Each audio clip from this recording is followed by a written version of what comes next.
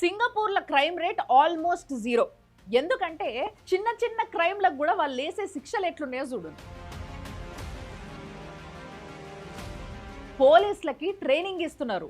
Online స్కాములు చేస్తే మంచిగా బేర్ సీట్ పైన మంచి పచ్చి వెదురు కట్టెతోని ఒక 6 తగిలిస్తారంట.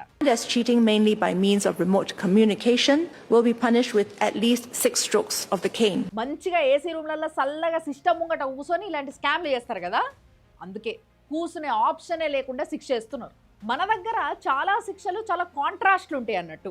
ముంబైలో పోక్సో చట్టం కింద అరెస్ట్ అయిన ఒక వ్యక్తిని గాంధీ తాత మీద ఎస్సే రాసిండు, ఈయనలో మార్పు వచ్చింది, పరివర్తన చెందిండు అని చెప్పేసి ఆయనకి వేసిన శిక్షలు తక్కువ వేసేసారు.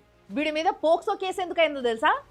ఒక 5 ఏళ్ల పాపని చేసిండు, దానికి వీడికి చాలా పెద్ద శిక్ష పడ్డది. కానీ గాంధీ తాత మీద ఎస్సే రాసిండు అని చెప్పేసి 12 ఏళ్లకు శిక్షను తగ్గించిండ్రు.